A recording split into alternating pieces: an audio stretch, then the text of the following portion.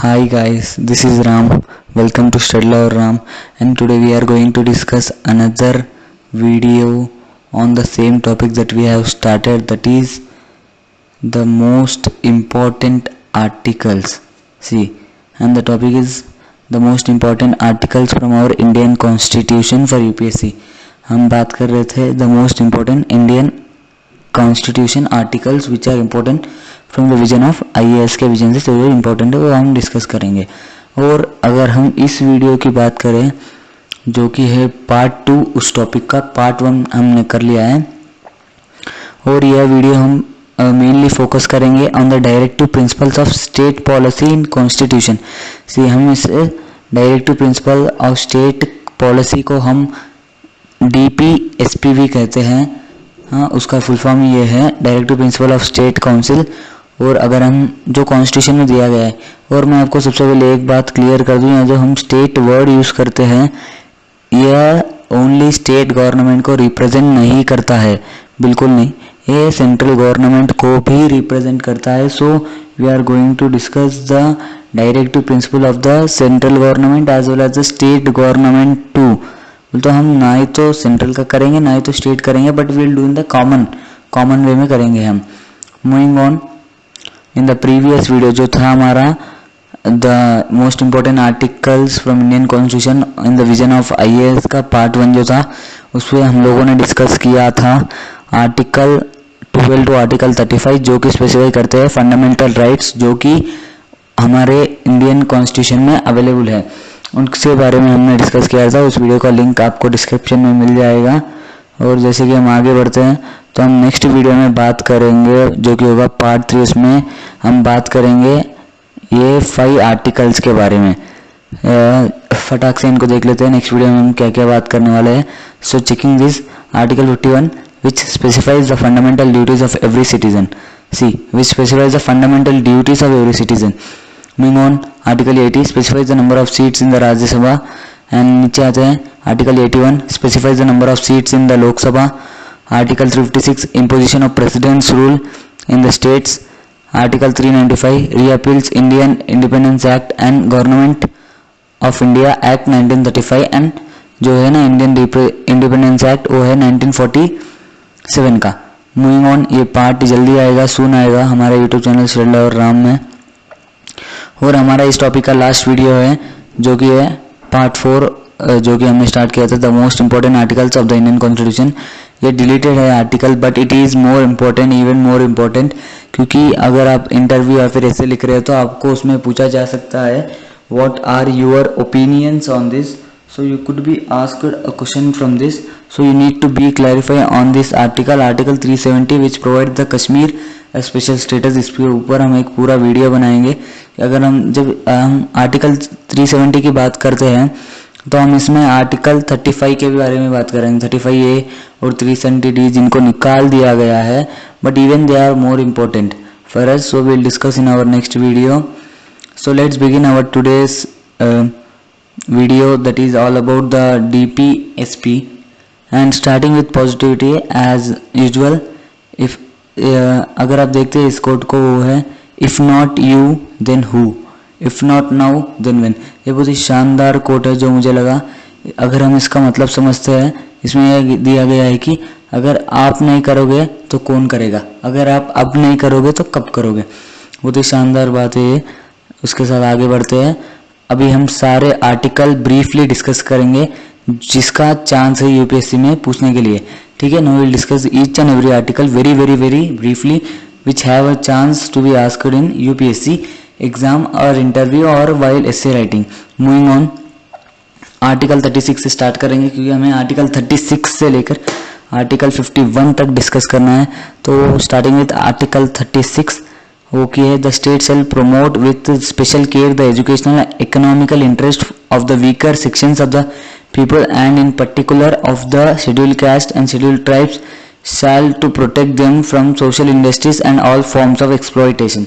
अगर हम इसमें देखते हैं, अगर हम इसकी बात करते हैं आर्टिकल 36 की, अगर हम आसान या फिर सरल भाषा में सीखना चाहते हैं तो क्या है the article 36 says that the state should support the weaker communities or the weaker sections on the basis of education. Education उन सभी को मिलनी चाहिए, जो कि ये आर्टिकल 36 कहता है. It says that everyone from the weaker sections of our society should get equal economical interest in education. Okay, moving on. अगर हम आगे बढ़ते हैं इसमें आर्टिकल 37 में, जो कि है article 37 of the constitution declares that the DPSP shall not be enforced by any court, but the principle therein laid down are nevertheless fundamental in the governance of the country, and it shall be the duty of the state to apply these principles in making laws. It is not mere coincidence that the apparent. अगर हम देखते हैं the article 37 says that DPSP directive principle of the state policy, जिसके बारे में हमने पहले discuss किया था स्टार्टिंग में ही, should make the laws looking at the fundamental rights of the people. सी जब वह लॉ बनाते हैं तो किसी का फंडामेंटल राइट ये नहीं होना चाहिए. हाँ, किसी का फंडामेंटल, वो fundamental in the government of the country. Government के भी कुछ फंडामेंटल्स होते हैं, उनके ड्यूटीज होते हैं. They should not miss that, they should work under them only. Moving on to article 38. The state shall strive to promote the welfare of the people by securing and protecting as effectively as it may a social order in which justice, social, economical and political shall inform all the institutions of the national life.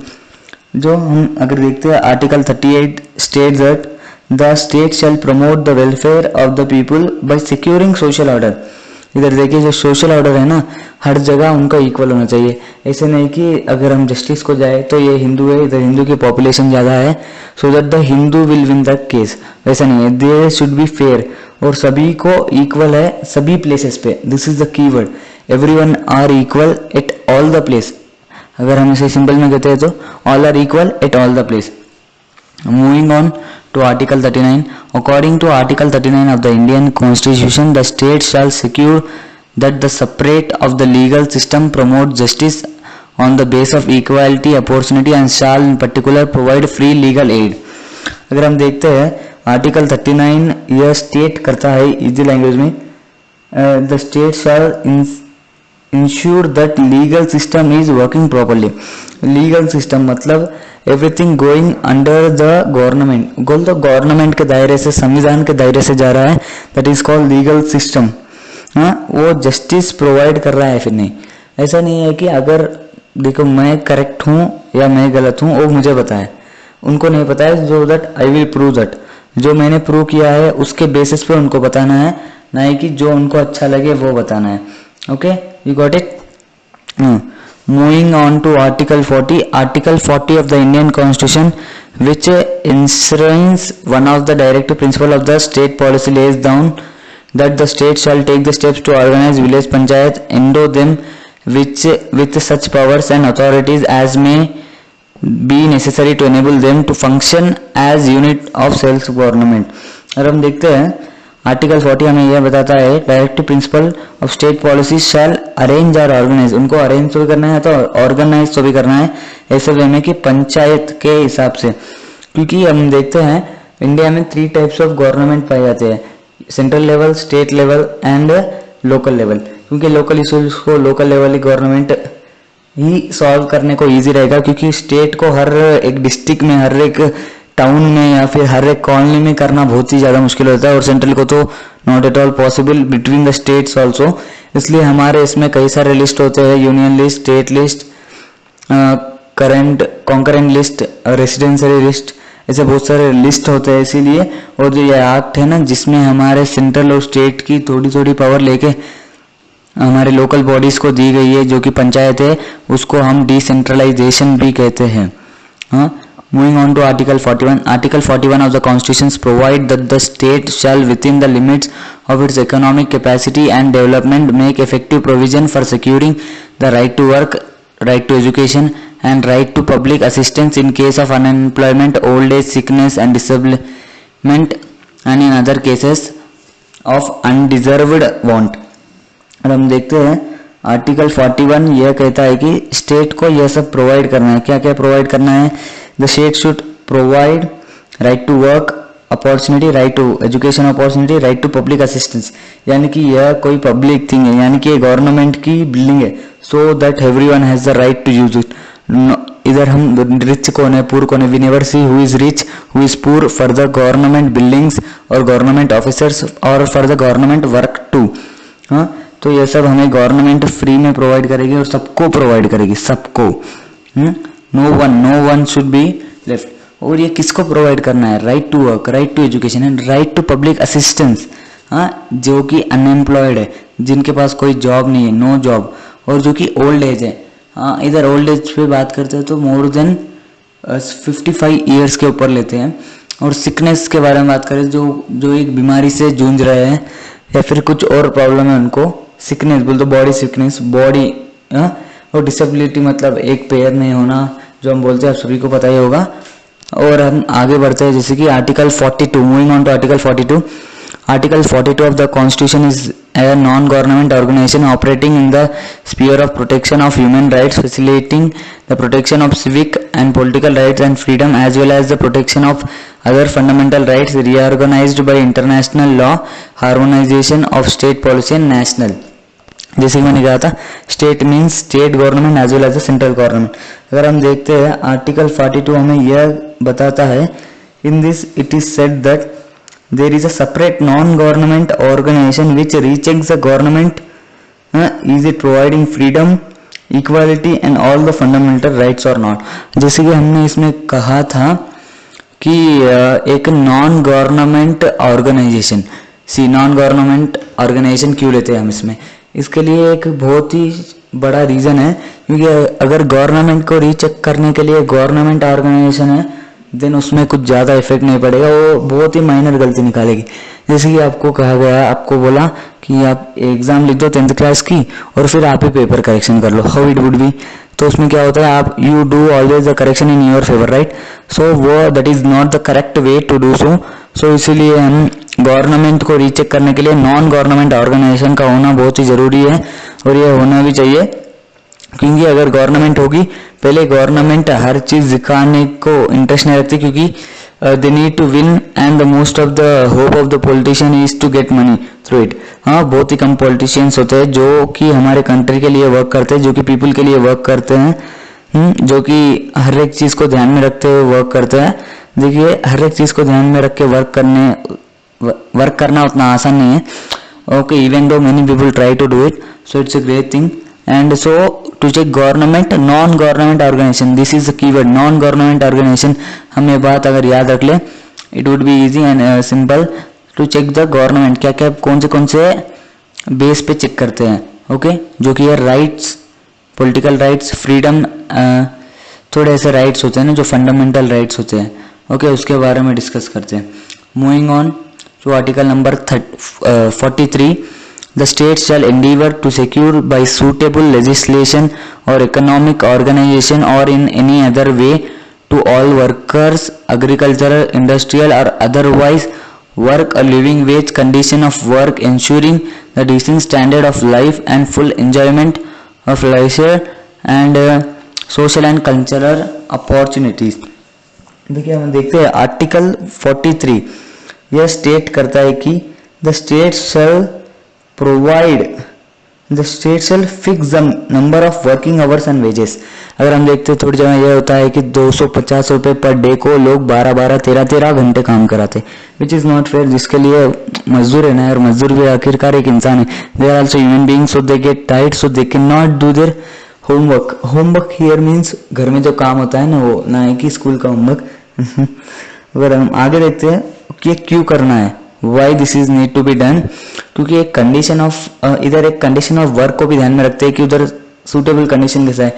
ठंडी है तो they need to provide something, जैसे कि sweater हो गया, कुछ ना कुछ उनको प्रोवाइड करना पड़ेगा, because it is very very very unfair if they do so, because although they are also human beings. And क्यों करते हैं सब, because they need a standard of life as well as we are human beings, they are also human beings, so they need a standard of life, so that they can live their life with full of happiness।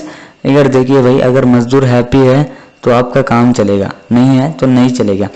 मतलब अगर उनके care करते हो आप, if you care for them they will work more for you, Okay, that is the key point, that is how to do business. And moving on to Article 44 of the Indian Constitution, which states that the state shall endeavour to secure for the citizens a uniform civil code through the territory of India. इसका मतलब क्या है कि ये article 44 हमें easy language में हम इसे ये कह सकते हैं, to maintain and run the laws on the base of UCC, uniform civil code. हम इसके बारे में बात करेंगे. यूनिफॉर्म सिविल कोड क्या होता है, अगर बहुत लोगों को पता नहीं है तो हम यह कह देते हैं, it is a proposal in India to formulate and implement personal laws of citizen which apply on all citizens equally regardless of the religion, caste, gender, place of birth, income, annual income, nothing matters. कुछ भी matter नहीं करता है. उनका ना ही तो religion, ना ही तो कैस्ट, ना ही तो जेंडर, ना ही तो वह काम पैदा हुए, ना ही उनकी इनकम मैटर नहीं करती है. Personal laws are distinguished from public law and cover marriage, divorce, inheritance, adoptation and maintenance. अगर हम यूनिफॉर्म सिविल कोड के बारे में बोलते हैं इजी लैंग्वेज में, rule is rule, rule for all and all are before the law. अगर देखिए हमारे प्राइम मिनिस्टर साहब जो कि नरेंद्र मोदी जी, अगर वो कुछ गलती करते हैं then he will be punishable for that mistake. He could not be left like so. Okay, उनको पनिशमेंट दी जाएगी and it will be given by our policeman because he is also the citizen of our country, he is not any other person. So he will for sure be punishable and everyone will be punishable regardless of their religion, caste, gender, place of birth and income. Okay, moving on to Article 45, which states that provision for free and compulsory education for children. The state shall endeavour to provide within a period of 10 years from the commencement of this constitution for free and compulsory education for all the children until they complete the age of 14 years. अगर हम देखते हैं ये एक fundamental right का opposite भी हो जाता है, जिसमें हमें कहते हैं, जो कि फंडामेंटल राइट है, राइट अगेंस्ट एक्सप्लॉयटेशन, जिसमें कि हमें यह बात कही गई है कि जो चिल्ड्रन होते हैं ना, जो 6 से लेके 14 ईयर्स तक होते हैं, उनको कंपलसरी एजुकेशन देना चाहिए. और अगर उस टाइम पे कोई उन्हें वर्क पर रख लेता है, जो कि एक चाइल्ड लेबर कहे जाते हैं उन्हें, ही will B for sure be punishable for that, और उसको कंपलसरी पनिश करेंगे. तो इसमें यह कहा गया है कि आर्टिकल 45 में जो स्टेट होता है ना, इधर हम central government as well as state government के बारे में डिस्कस कर रहे हैं. स्टेट का मतलब सेल्फ प्रोवाइड एंड चेक भी करना है. अगर वो प्रोवाइड नहीं कर रहे, ये चेक कौन करेगा, वो नॉन गवर्नमेंट ऑर्गेनाइजेशन चेक करेगा. Okay, free and compulsory education, जो पूरे वो अफोर्ड नहीं कर सकते, they will get the free and compulsory education. Free तो है बट कंपलसरी है. ओके, फ्री है या नहीं है वो आपके ऊपर डिपेंड करता है, फ्री लेते हो या फिर नहीं लेते हो. बट कंपलसरी एजुकेशन इधर देखिए फ्री देते हैं government, but if you have that amount, if you have that guts, you can put them in the private schools also. If not, you have the government schools. Moving on to article number 46, which states that provides the state shall promote with special care the educational and economical interest of weaker section. Here देखो, इधर हम देखते हैं तो particularly हम इधर देखते हैं scheduled caste and scheduled tribes. Okay, scheduled caste and scheduled tribes, उनको हर जगह जस्टिस मिलनी चाहिए. दे should not B far from injustice. Everywhere they should be given the justice. इसमें यह कहा गया है कि पर्टिकुलरली उनके बारे में कहा गया है. इसके पहले हमने डायरेक्ट वीकर सेक्शन या फिर माइनर्स कम्युनिटीज के बारे में बात की थी. इसमें पर्टिकुलरली एसटीज और एसटीज के बारे में कहा गया है. They should get right in the elections too. ऐसा नहीं है कि उन्हें पढ़ाई की जगह या फिर कोर्ट में यहाँ वहाँ किधर भी उसी जगह पे जस्टिस मिलना नहीं है. हर जगह उनको जस्टिस मिलना चाहिए, और मिलना भी चाहिए क्योंकि because they are the womens, they are the humans. Okay, they should get that justice too. और इसमें हम देखते हैं इधर लिखा गया है social justice in and all the forms of exploitation. Exploitation मतलब गलत काम बोलते हैं, इनजस्टिस इनडायरेक्टली उसका मीनिंग भी वही है. सो एसटीज एंड एसटीज को हर जगह राइट मिलना चाहिए.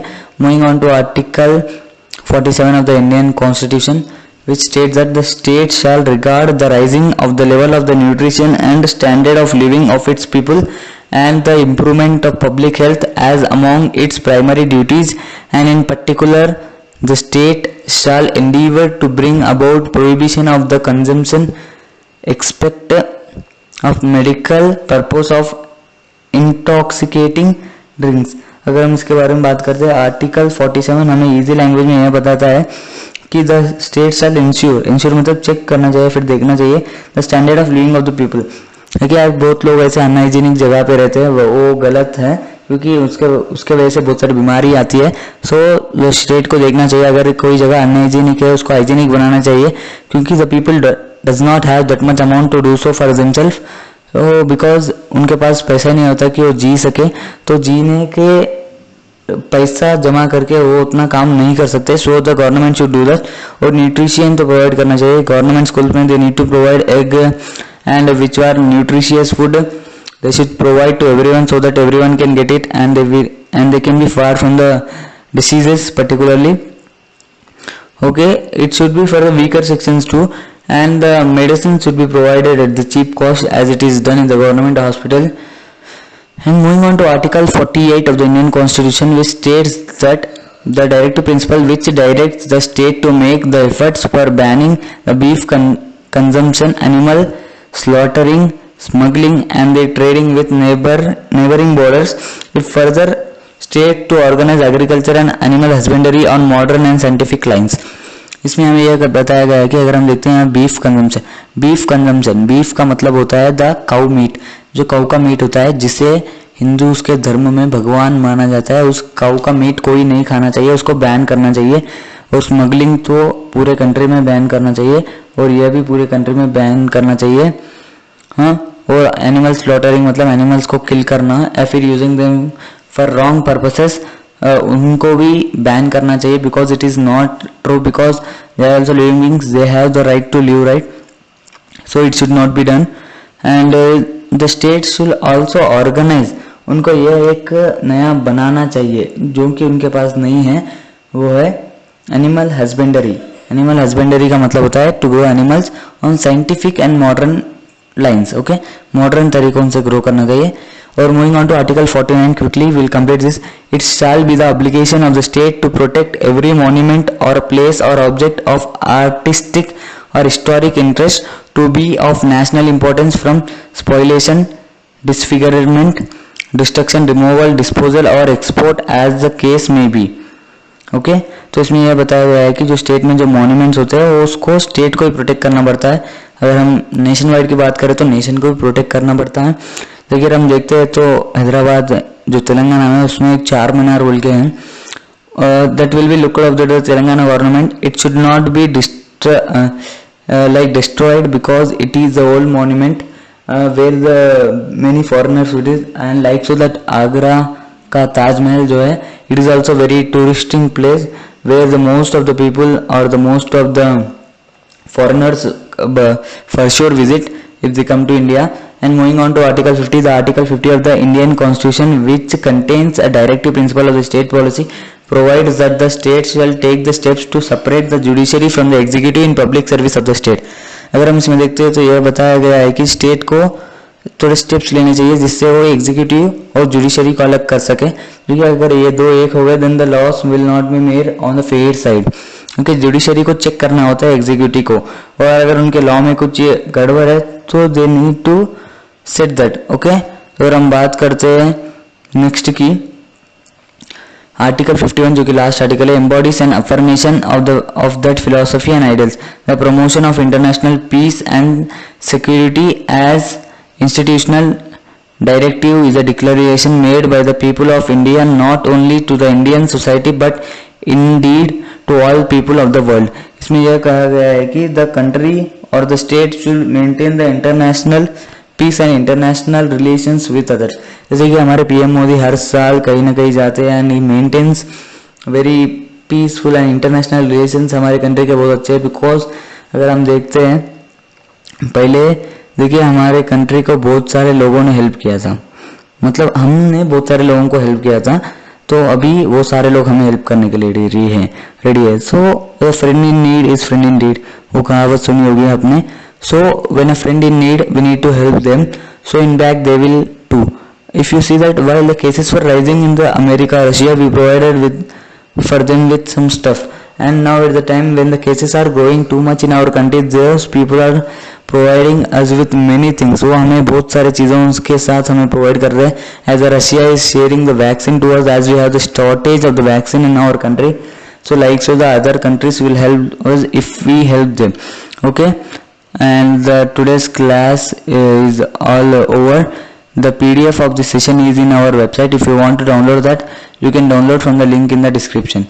Okay, हाँ, और हमने आज ख़त्म कर दिया. And the end, please subscribe to Shri Love Ram if you are new to the channel.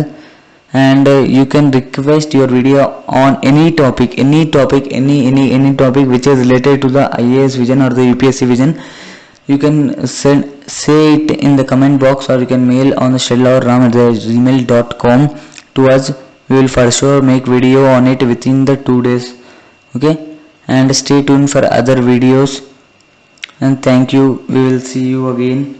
Goodbye, have a nice day.